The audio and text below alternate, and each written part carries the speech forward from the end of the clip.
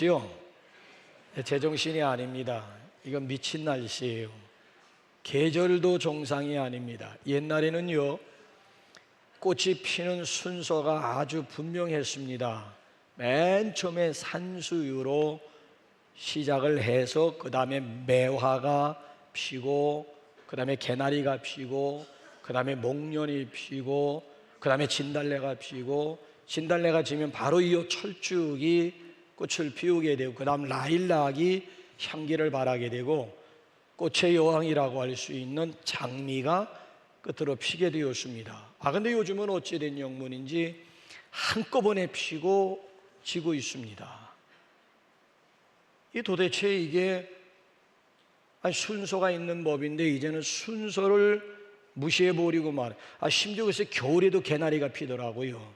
이게 날씨가 미친 것인지 꽃이 미친 것인지.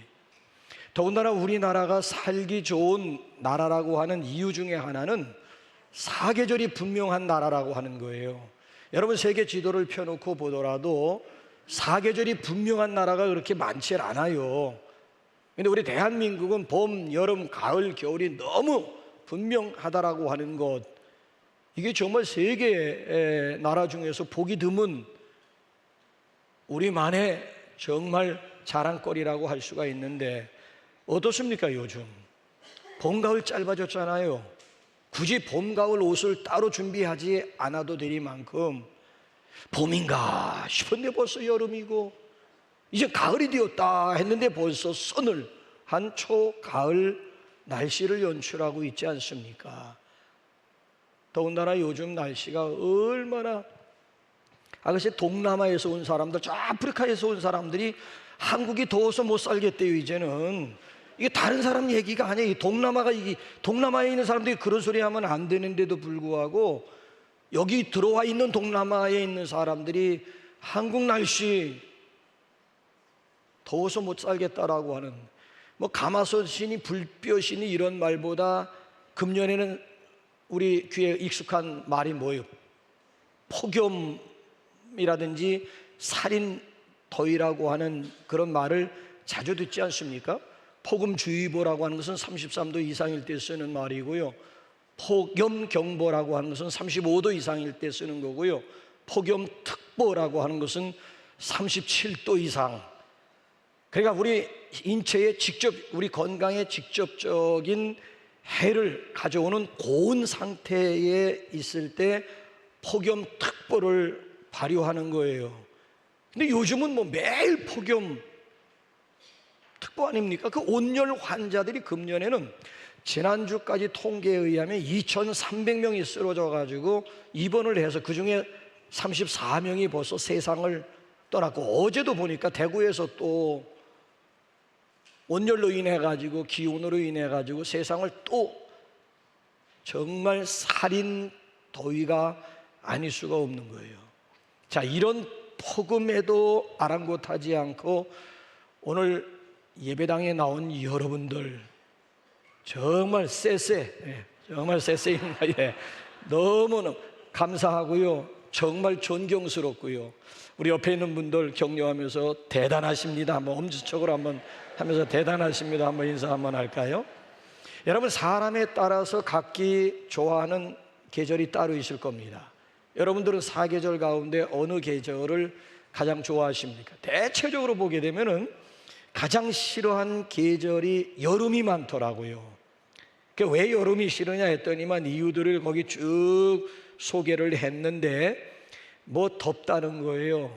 피부가 망가지기 쉽다느니, 뭐가 얼굴에서 돋아난다느니, 아니면 자외선으로 인해서 피부암이 두렵다다느니, 아주 끈적끈적한 게 싫다느니, 특별히 열대야는 지옥과 같다는 거예요. 지옥이 따로 없다는 거예요. 열대야, 계속 뛰는 이 열대야, 자다 깨고 이게 낮에도 몽롱하고 밤에도 잠을 자는 것도 아니고 미치겠다라고 하는 그래서 싫다라고 하는 얘기를 많이 하더라고요.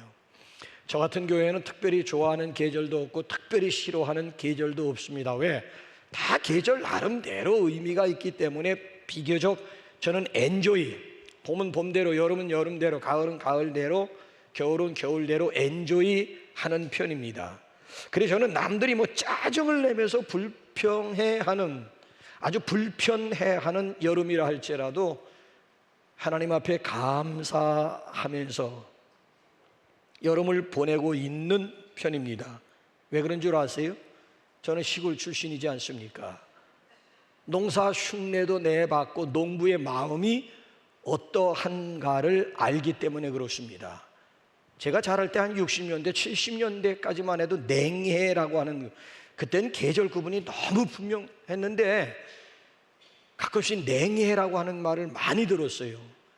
생활하긴 좋지요. 뭐 여름인데 선선하고 제법 아침 저녁으로 막 선을 하기도 하고 활동하는 데는 이보다 더 좋을 수는 없는 거예요. 그러나 웬걸 그 해는 여지없이 농사를 망치게 돼가지고, 그래서 결과적으로 저는 어렸을 때 자라면서 옥수수태기 있잖아요. 옥수수태기 밥을 먹으면서 성장을 했고요. 깡보리밥, 깡조밥, 돌아가서 저녁만 되면 강원도 주 음식 가운데 하나가 밀가루 범벅 아니겠습니까? 밀가루 범벅. 여러분, 밀가루 범벅이 뭔 줄 아십니까? 저녁마다 지겹도록 밀가루 범벅을 먹어야만 했던 그런 기억을 저는 아직도 가지고 있습니다. 그래서 저는 어렸을 때부터 생각한 게, 아하, 여름은 누가 뭐라고 해도 둬야 하는 것이로구나. 그래야지 내 입에 쌀이 들어올 수가 있고 밥이 들어올 수가 있고 제대로 된 열매를 먹을 수가 있구나. 누가 뭐라고 하도 여름은 더워야 여름이지, 덥지 않으면 그건 여름이 아니다라고 하는 것을 몸으로 배울 수가 있었습니다.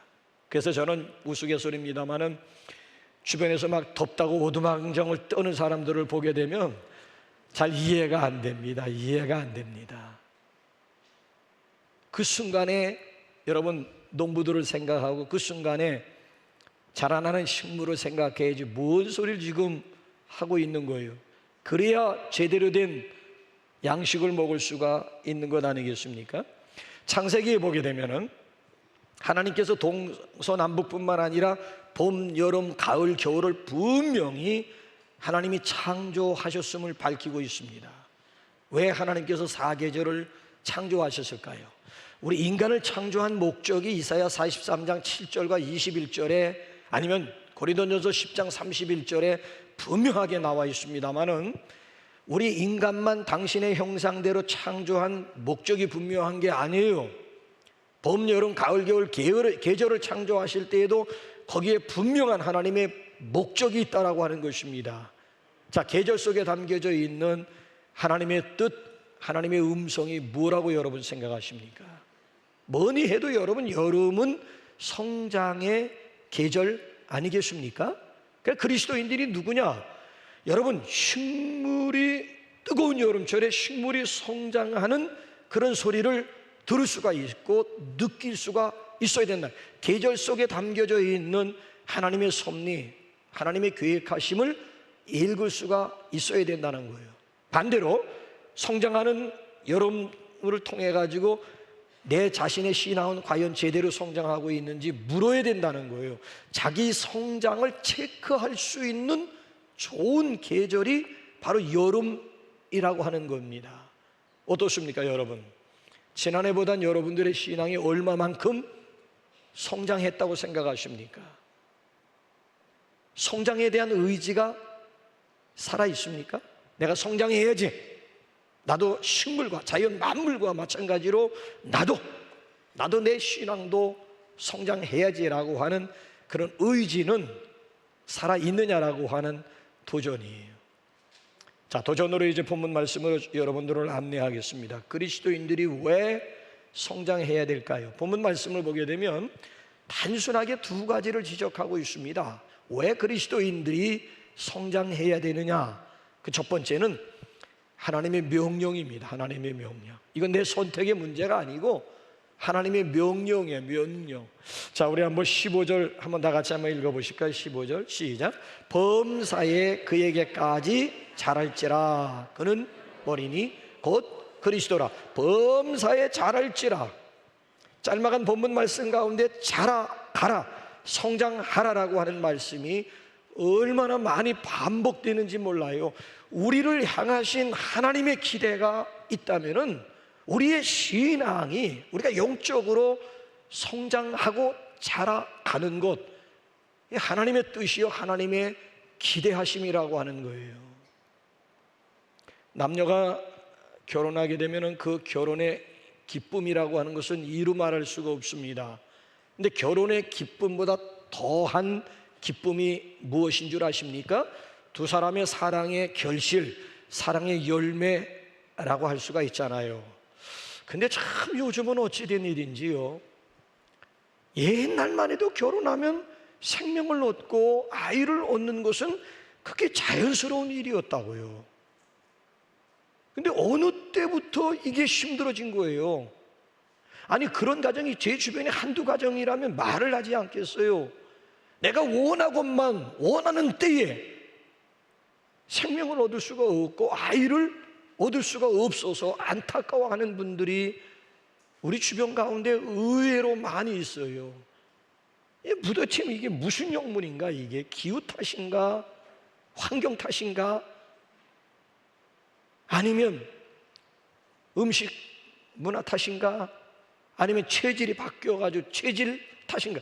도대체 이게 무슨 영문이냐고요. 자, 그런데 여러분 한번 생각해 보세요. 정말 우리 가정에서 원하는 아이가 태어났어요.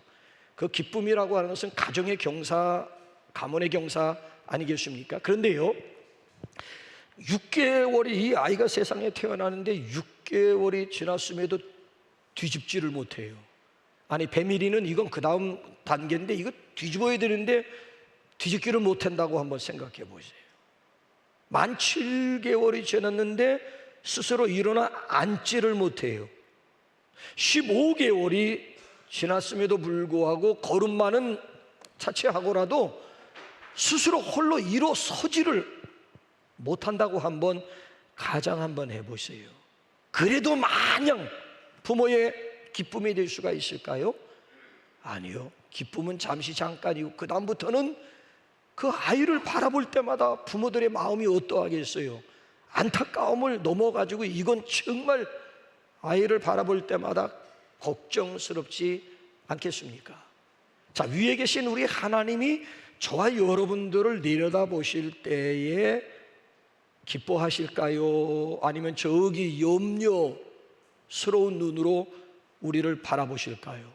각자가 한번 하나님이 지금 내 이 모습을 바라보시면서 마냥 보시기에 좋았더라 기뻐하실까? 아니면 염려와 근심이 앞서실까? 어떨 것 같습니까? 그래서 한때 이런 광고가 뭐 순간의 선택이 10년을 좌우한다도 아주 정말 인기였고요. 개구장이라도 좋다, 건강하게만 자라다오. 부모의 마음 아닙니까? 개구장이라도 좋다 이거야. 건강하게만 자라나기를 기대하는 것은 부모들의 한결같은 마음이 아닐까요? 그러니까 우리를 향하신 하나님 아버지의 뜻이 있고 소원이 있다면은 그게 바로 우리가 주 안에서 건강하게 성장하는 것, 영적으로 성장해 가는 것 아니겠습니까? 만약에 성장하지 못한다면은 원인이 있을 거 아니에요. 내 믿음이 지난해와 이렇게 비교해봐서 지난해보단 당연히 질적으로 양적으로 성장하고 성숙했지 라고 자신 있게 이야기할 수, 그러지 못한다면은 something wrong, 어디에 문제가 있다고 생각하십니까?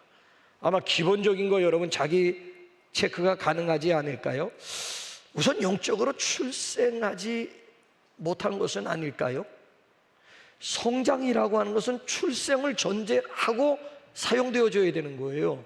태어나지도 못했는데 뭔 성장이 어떻고 성숙이 어떻고를 이야기할 수 있다는 겁니까? 영적으로 태어나야, 거듭나야, 중생해야 성령으로 다시 태어나는 일이 있고서야 그 다음에 성장을 기대하고 성장을 이야기할 수가 있는 것이지, 왜 10년 전의 모습이나 10년이 지난 오늘의 모습이나 전혀 달라진 것이 없고 변화된 것이 없을까? 이유가 있죠. 아직이니까. 아직 스스로 지금 착각을 했으니까, 내가 거듭난 것이라고 스스로 착각을 했으니까. 그러니까 10년 전이나 10년 후의 모습이나 똑같을 수밖에 없는 것 아니겠습니까? 고착 상태에 있는 이유는 아직까지 태어나지 못했거나 분명히 거듭난 체험이 있고 중생의 확신이 있음에도 불구하고 성장하지 못하고 있다. 그러면 또 문제가 있지요. 주변에 잡초가 너무 많던가. 자, 씨앗을 땅에 뿌렸는데 이것이 발화가 되었어요. 싹을 텄가지고 그 다음에 쭉쭉 자라나야 되는데 그 주변에 잡초들이 너무 많으면은 성장에 제동이 걸리는 거예요. 그래서 농부들이 초벌, 재벌, 심지어 삼벌까지 김을 매주는 이유가 뭐예요?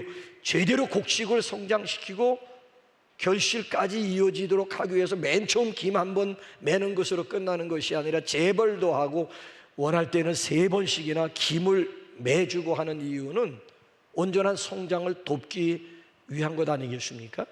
그래서 예수님도 뭐라고 말씀하셨는가 하면은 마가복음 4장 7절 한번 띄워줘 보실래요? 시작. 더러는 가시떨기에 떨어짐에 가시가 자라 기운을 막음으로 결실치 못하였고, 그러니까 곡식 주변에 가시가 있어, 잡초들이 있어가지고 가시가 그 기운을 막았다는 거예요. 성장할 수 있는 기운을 막아버렸기 때문에 성장도 결실도 이루어지지 않았다라고 하는 거예요. 나를 둘러싸고 있는 환경을 여러분들 한번 체크해 보시라고요. 나를 둘러싸고 있는 환경이 전혀 불신앙적이라고 한다면은 성장에 제한이 걸 수밖에 없어요. 여기가 좋사오니 여기 나왔을 때는 아멘이요. 일주일 동안 여러분 세상으로 돌아가가지고 일주일 동안 여러분들이 주로 만나는 사람들이 누구고 하는 일들이 무엇인가를 한번, 자, 예수쟁이들은 기껏해 여기서 한번 예배 드릴 때 한번 만나는 정도고 일주일 내내 나와 더불어 같이 교제권에 있는 사람들이 좀 더 불신자들 뿐이라고 한다.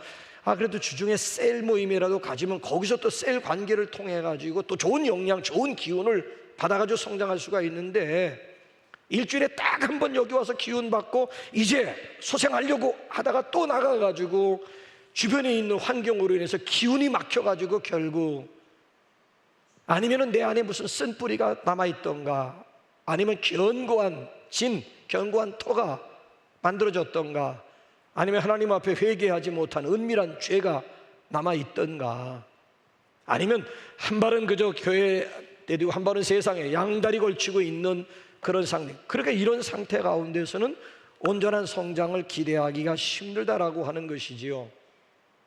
그래서 오늘 여기 말씀 보게 되면 거듭났으면 다시 태어났으면 분명히 싹을 텄음에도 불구하고 자라나지 못한다. 혹시 주변 아닐까? 그것도 아니면 영양실조, 영양결핍이 아닐까요? 자, 여러분, 싹을 텄으면은 그 다음에는 주변에다 뭘 줘야 돼요? 퇴비를, 거름을 줘야 된다. 거름을. 퇴비도 필요하고 때로는 비료도 필요하다고요. 그냥 심어 놓았다고 해서 결실까지 이어지는 거 아닙니다. 온전한 결실, 30배, 60배, 100배의 결실을 가져오기 위해서는 가꾸어야 되는데 반드시 퇴비도 필요하고 비료도 필요하고 물주기도 필요하고, 그래서 갓난아이가 무럭무럭 쑥쑥 성장하기 위해서는 반드시 어머니의 젖이 있어야 된다라고 하는 거예요. 자, 베드로전서 2장 2절 한번 보세요. 어떻게 자랄 수 있는지. 시작. 갓난아이들 같이 순전하고 신령한 젖을 사모하라. 이는 이로 말미암아 너희로 자라게 하려 함이라. 자라기 위해서는 어떻게 해야 된다는 거예요? 젖이 있어야 된다는 거예요. 젖은 어떤 젖이에요? 신령한 젖, 말씀의 젖이 우리에게 반드시 필요하다. 말씀을 가까이 하고서야 내 신앙 성장이 가능하다라고 하는 거예요. 지난번에 국민일보에 보면 미션란이 따로 있어요. 그 미션란에 보게 되면 이런 통계를 하나 실었습니다. 오늘날 성도들이 말씀을 읽고 묵상하는 시간이 어느 정도나 될까? 궁금하시죠? 500원? 자, 보세요. 통계가 나왔는데 오늘날 기독교인들이 일주일을 평균 삼아가지고 하나님의 말씀을 읽고 묵상하는데 얼마 만의 시간을 투자하는가에 대해서 설문조사를 했는데 깜짝 놀랐어요. 장로 권사라고 하는 분들이 평균 주당 평균 2시간 37분이었고요. 집사라고 하는 분들이 1시간 27분이었고요. 일반 평신도들이 52분이었습니다. 왜 이런 통계를 신문에, 미션란에 실었을까요? 성경을 안 읽어도 너무 안 읽는다는 거예요. 아니, 교회 안에 중직자들이라고 하는 분들은 많이 있음에도 불구하고 성경 읽고 기도하는 중직자들은 찾아보기 힘들다라고 하는 얘기. 사든 낱말하지 마시자고요. 주보 한번 보세요. 왜 유치하게 성경 읽는 분들을 지금까지 20여 년 동안 계속 그냥 유치한 방법으로 성경 읽는 분들을 주보에다가 기록하는 유치한 방법을 쓰는 이유, 그 의중이 뭐예요? 이렇게 해서라도 성도들로 하여금 한 사람이라도 더 1년에 1독 이상을 좀 하게 해야 되겠다라고 하는 담임 목사의 욕심 아니겠습니까? 왜 이런 유치한 방법들을 다 알아서 자기 알아서 다 스스로 하게끔 하지, 무엇 때문에 성경 통독 1독자, 2독자, 3독자, 4독자들을 반드시 보고하라고 해서 주보에다 매주마다 올려주느냐고요. 그럼에도 여러분 보세요. 1년 지난 11월 달 마지막 주에 가고 있는 수백 명, 천여 명이 넘는 교인들 가운데 여기 명단에 올라오는 숫자가 과연 몇 사람이나 된다고 생각하십니까? 남의 얘기, 지금 미션란에 나와 있는 통계 얘기를 하고자 하는 그런 얘기는 아니잖아요. 자, 말씀과 기도 없이, 기도와 말씀 없이 내 신앙이 성장하기를 기대한다. 여러분, 불안당의 뜻이 뭔 줄 아세요? 불안당이 따로 있습니까? 이런 사람들을 가리켜서 불한당이라고 이름 짓는 것 아니겠습니까? 그러니까 우리가 정말 신앙이 성장하기 위해서는 반드시 말씀, 내 신앙이 왜 성장하지 못하고 있을까? 혹시 내가 아직 태어나지 못했나?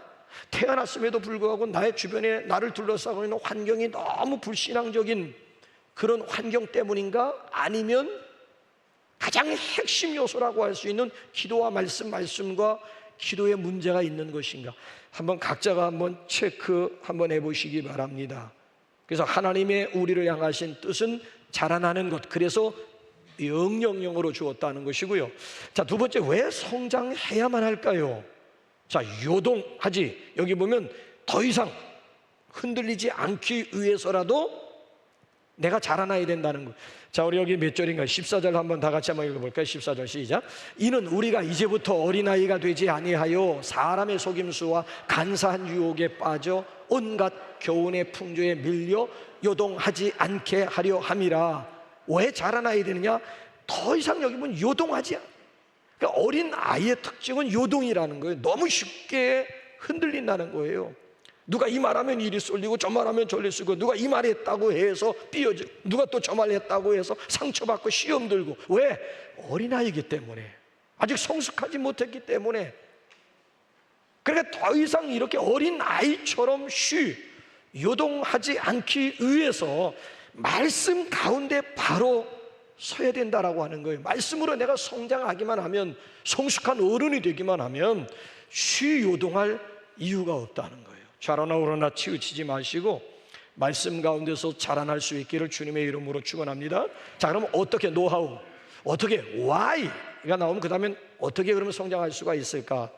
오늘 여기 본문 말씀 보게 되면 단순하게 세 가지를 지적하고 있는데, 여기 첫째가 뭔가 하면은 이 믿음과 지식이라고 하는 것은 서로 조화를 이루어야 균형 있게 성장할 수가 있다는 거예요. 무슨 얘기인지 한번 13절 한번 보실래요? 시작. 우리가 다 하나님의 아들을 믿는 것과 아는 일에 하나가 되어 그리스도의 장성한 분량에 충만한 데까지 이르리니. 자, 그리스도의, 그렇잖아요, 충만한 데까지 이룰 수 있는, 성장할 수 있는 비결이 뭐예요? 믿는 것과 아는 일. 하나님의 아들을 믿는 것과 하나님의 아들을 아는 일에 하나, 조화를 이루어야 된다는 거예요. 저기서 순서가 여러분 중요합니다. 믿고 아는 거예요. 알고 믿는 게 아니에요. 여러분, 우리는 지금 자꾸 알고 믿겠다고 하다가 지금 멈춰진 상태라고요. 아, 여러분, 배움의 끝이 있는 거예요. 얼마까지 알 건데요. 어디까지 알면, 아니에요. 알고 믿는 게, 접근 방법이 여러분 틀린 거예요. 알고 믿는 게 아니고 믿고, 아하, 믿고 그 다음에 깨달음이 오고, 믿고 그 다음에 견고한 이론적인 지식이 밑바탕이 되어지는 것이지, 알고 믿겠다고 아니에요. 자, 여러분 요한복음 6장에 보게 되면요, 예수님 주변에 허다한 무리들, 그야말로 벌떼처럼 구름떼처럼 몰려들었던 허다한 무리들이 한순간 썰물처럼 떠나갔어요. 그러니까 예수님이 충격을 잡수셨는지 아니면 너무 섭섭해서 그랬는지 모르지만 제자들은 너희도 가렸느냐? 그러니까 지금까지 막 구름떼처럼 막 몰려들었던 무리들이 한순간 썰물처럼 싹 빠져나가는 걸 보고 제자들을 향해서 너희도 가려느냐? 자, 요럴 때 베드로가 뭐라고 대답한 줄 아십니까? 자, 한번 요한복음 6장 한번 68, 69 한번 보실래요? 시작. 주여, 영생의 말씀이 계심에 우리가 네게로 가오리까? 우리가 주는 하나님의 거룩하신 자신 줄 믿고 알았습니다. 알고 믿었다고요? 아니, 믿고 오늘 알았다는 거예요. 믿고, 이전에 믿었고 오늘 알았다라고, 믿고 알았습니다. 그래서 사도 바울이 자기 서신서를 보게 되면 내가 믿는 바를 내가 알고, 내가 아는 바를 내가 믿고. 아니요. 내가 믿는 바를 내가 알았다라고 하지, 내가 알고 내가 믿었다라고 하는 그런 차원이 아니에요. 그래서 여러분, 믿음의 대상에 대한 바른 지식이 필요합니다. 내 믿음의 대상 되시는 예수님에 대한 바른 지식이 필요해요. 여러분들은 예수님을 어떤 분으로 알고, 어떤 분으로 믿고, 어떤 분으로 고백하고 계십니까? 5가지가 분명해야 됩니다. 5가지 중에 하나라도 빠지면은 그 온전한 믿음, 온전한 지식이라고 할 수가 없는 그 5가지 내 믿음의 대상 되시는 예수님에 대한 5가지 지식이 뭘까요? 자, 여러분 한번 보세요. 사도신경을 여러분 어떻게 매주마다 고백하고 암송하는지 모르지만, 나는 예수 그리스도를 믿습니다. 유일하신 아들 떼버리고 나는 예수 그리스도를 믿습니다. 뭘 믿는다는지, 그 믿음의 내용이 뭐예요? 5가지가 나오잖아요. 첫째가 뭐예요? 그는 성령으로 잉태되어 동정녀 마리아에게 나시고, 동정녀 탄생 믿어야 됩니다. 동정녀 탄생을 믿어야 됩니다. 두 번째는 본디오 빌라도에게 고난을 받아 십자가에 못 박혀 죽으시고, 십자가의 고난, 십자가의 죽음을 믿어야 되는 거예요. 세 번째는 뭐예요? 장사된 지 사흘 만에 죽은 자 가운데서 다시 예수님의 부활을 믿어야 돼요. 부활신앙, 부활이 있어야 돼요. 네 번째는 뭐예요? 하늘에 오르시어 전능하신 아버지 하나님 우편에 앉아 계시다가, 이건 뭐예요? 예수님의 승천과 승귀하심을 믿어야 돼요. 그 다음 마지막 5번째 믿음의 내용이 뭐예요? 거기로부터 살아있는 자와 죽은 자를 심판하, 거기로부터 오십니다. 거기가 어디예요? 하나님 보좌 우편에 계시는데, 하나님 보좌 우편에서 오신다, 다시 오신다. 뭘 믿어야 된다는 거예요? 예수님의 재림을 믿어야 된다는 거예요. 재림의 예수님은 어떤 분이에요? 살아있는 자와 죽은 자, 신자와 불신자를 심판하기 위해서 이 땅에 다시 오실 재림의 주 예수님을 믿어야 된다라고 하는 얘기예요. 분명히 여러분, 재림의 예수님은 심판의 주로 오실 것임을, 구원의 주님 아닙니다. 천사장이 나팔소리 울려 퍼지면 모든 것이 올 수도 끝나는 거예요. 천사장이 나팔소리 울려 퍼지기 전이 구원의 때요, 구원의 시간이지, 천사장이 나팔소리 울려 퍼지면 이제는 울고불고 땅을 치고 후회해도 모든 것이 다, 왜? 구세주로 오시는 분 아니에요. 구원하시기 위해서 이미 2000년 전에 구세주로 오셔서 우리에게 구원을 선물로 주고 가시고, 다시 오실 때에는 믿는 자들은 상급 주기 위한 심판이고, 믿지 않는 자들은 형벌, 지옥, 불못 심판하기 위해서 예수님이 이 세상에 다시 오시겠다라고 하는 말씀이에요. 그래서 믿음의 대상 되시는 예수님을, 그렇잖아요, 아는 것, 믿음과 지식이라고 하는 것이 조화를 이루어요. 만약에 믿음은 있는데, 믿음은 너무 좋은데 지식이 없으면 어떻게 될까요? 미신이야, 그게 미신. 미신을 믿는 사람들의 믿음 대단합니다. 우리가 흉내내기조차 어려워요. 아무도 못 말려요. 미신 따르고 미신 믿는 사람들 아무도 못 말립니다. 근데 내용을 물어보면 아무것도 없어요. 그냥 부모 때부터 그렇게 믿어왔기 때문에 믿는 거고, 왜 그래야 되느냐? 뭐 손 없는 날 있어야 되는 이유가 뭐냐 물어보시라고요. 그냥 좋다니까 좋은 거지 무슨 손 없는 날이 어디 있어요. 한 달 30일이 다 손 없는 날이지 손 없는 날이 뭐 따로. 그런데 미신 지키는 사람들이 이거 철저하다니까요. 이사 비용을 얼마든지 지불하더라도 손 없는 날 기어이 이사하겠다라고 하는 것 미신이야. 그게 미신. 그 미신을 믿는 사람들의 믿음은 대단한 거예요. 근데 지식이 없는 거예요. 지식이 없으니까 결국 미신주의자가 돼버리고 마는 거예요. 덮어놓고 믿는 신앙이 얼마나 부조리 불합리가 많은 줄 아십니까? 덮어놓고 믿으면 안 돼요. 성경을 활짝 열어놓고 예수 믿어야 되는 게 무조건 덮어놓고 믿기만 한다. 그의 믿음이라고 하는 것은 거의 그냥 샤머니즘적인 수준의 믿음일 수밖에 없다라고 하는 얘기예요. 반대로 또 이 지식은 또 많은데 이게 또 이 믿음이 없으면 또 어떻게 되느냐? 그 순간 철학이 되는 거예요. 믿음과 철학은 다른 거예요. 우리의 믿음이 어느 순간 철학으로 흐르게 되면 그 순간 생명력은 멈추어지게 되고 생명력은 잃어버리게 되는 거예요. 그래서 이 머리와 이 가슴, 이 믿음과 지식이라고 하는 것은 조화를 이루어야 된다라고 하는 것이고요. 자, 또 한 가지 또 어떻게 우리가 성장할 수가 있느냐? 행함, 즉 실천을 통해서 균형 있게 자라날 수가 있습니다. 자, 15절 한번 띄워줘 보실래요? 시작. 오직 사랑 안에서 참된 것을 하여 범사에 그에게까지. 어떻게 그에게까지 자라날 수 있다고요? 사랑 안에서 참된 것을 행하는 가운데 자라날 수가 있다는 거예요. 행하는 것, 참된 것을 하여, 참된 것을 행하는 가운데, 실천하는 가운데, 적용하는 가운데 자라날 수가 있다는 거예요.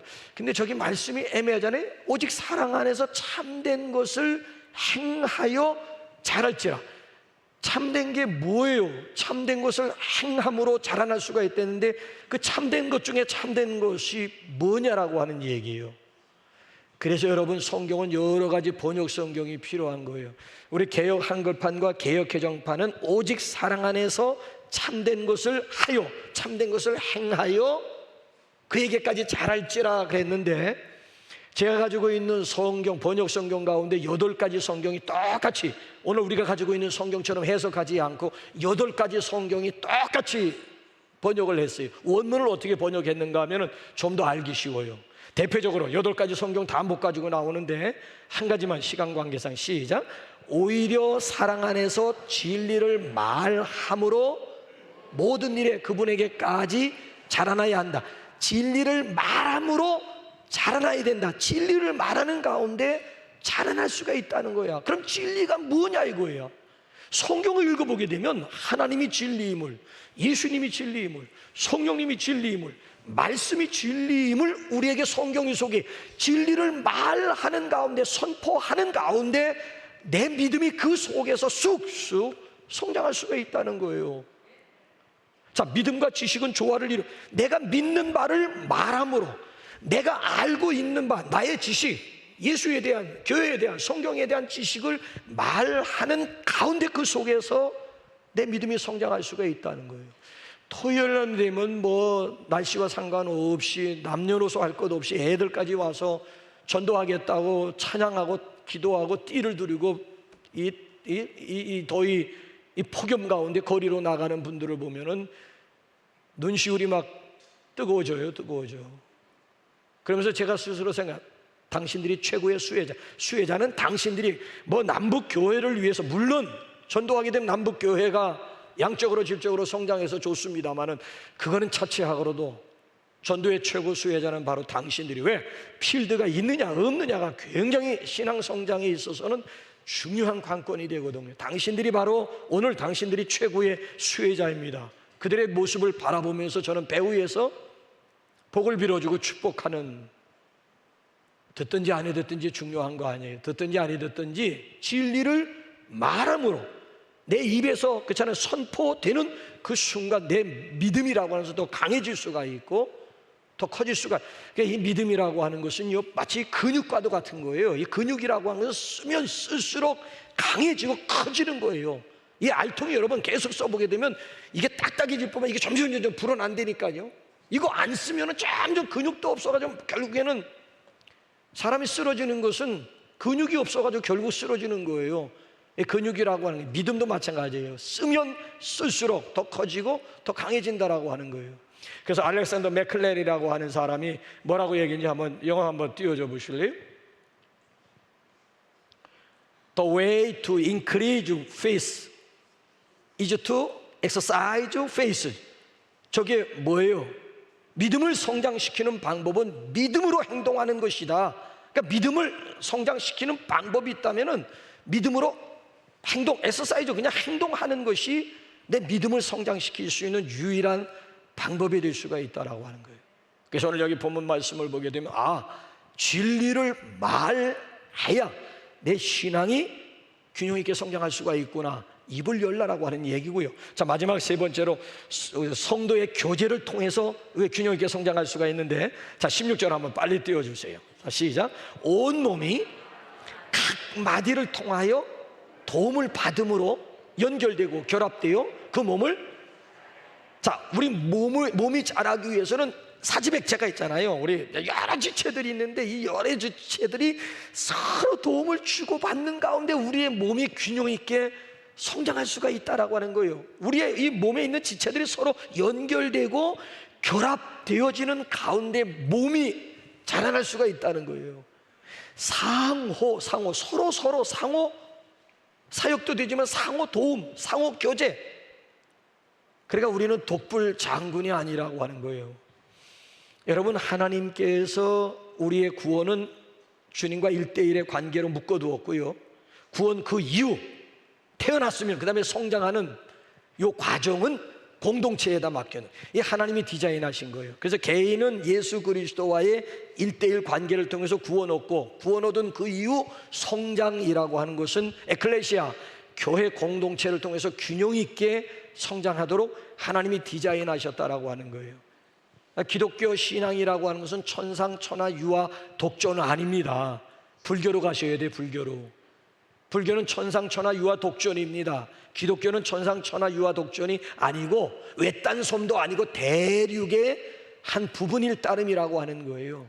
그래서 구원은 예수 그리스도와의 1대1의 관계를 통해서 얻을 수 있는 것이고, 구원 그 이후 자라나는 것은 교회라고 하는 공동체를 통해서 성장하게끔 하나님이 그렇게 디자인해 놓으셨다라고 하는 얘기예요. 여러분, 행복하다라고 하는 것이 무엇이지요? 여러분, 행복의 정의가 뭐예요? 행복은 성적순도 아니고 재물순도 아니잖아요. 그럼 행복은 뭐예요?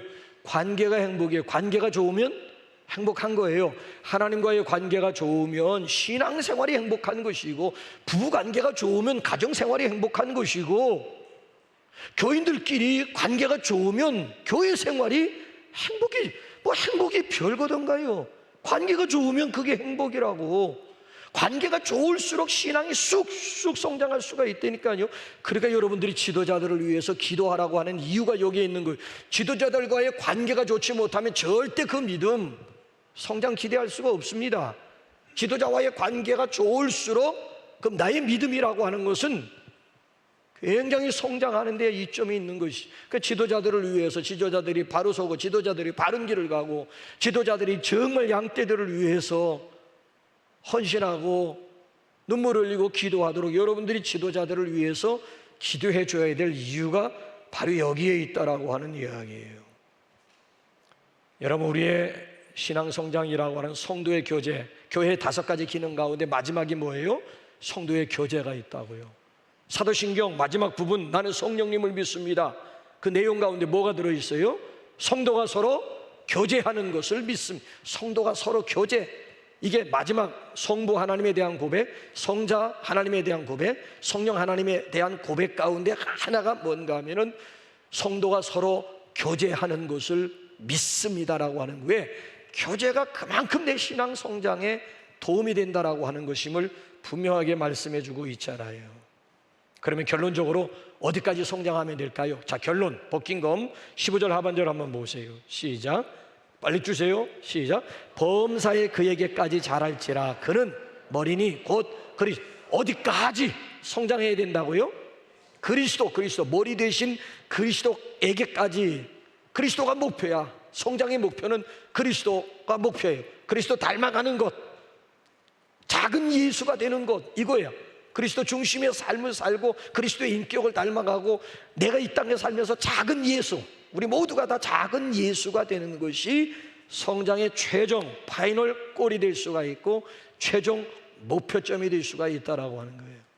그래서 여러분, 실제적으로 이번 한 주간 동안 여러분들이 무슨 생각을 깊이 하든지 아니면 무슨 말을 하고 싶든지 아니면 무슨 액션을 취하든지 간에 그 전에 잠깐만 예수님이라면 이 순간 어떤 생각을 하셨을까? 예수님이라면 이 순간 어떤 말을 하셨을까? 예수님이라면 이 순간 어떤 행동, 어떤 액션을 취하셨을까? 반드시 여러분, 액션을 취하기 전에 반드시 잠깐만 해가지고 예수님이라면 입장을 바꿔놓고 예수님이라는 이 순간 어떤 말, 어떤 행동을 취하셨을지 한 번만 여러분 생각해 주시고요. 이번 주간만큼이라도 대화 가운데 내가를 좀 빼고 주님이, 대화 가운데 그리스도가 중심, 주님이 나를 통해 하셨습니다. 주님이 내게 그런 마음 주셨습니다. 주님이 내게 은혜를 베풀어 주셨기 때문에 그러니까 내가를 빼고 나가 대신 주님이 들어가기만 하면, 그렇잖아요. 이런 마음 나는 가질 수가 없는데 주님이 내게 그런 마음 주셨기 때문에 오늘 이것이 가능했노라. 얼마나 좋아. 대화 가운데 그리스도가 중심을 이루게 되고 내가가 주어가 되는 것이 아니라 주님이 주어가 되는 그런 삶을 우리가 누릴 수만 있다면은 와이나 이보다 더 좋을 수는 없잖아요. 자, 우리 인사하면서 마감할까요? 주님이 하셨습니다. 주님이 하십니다. 주님이 하실 것입니다. 시작. 뜨거운 계절과 함께 여러분들의 영적인 신앙이 성장할 수 있기를 주님의 이름으로 축원합니다. 이 시간 우리 찬송가 455장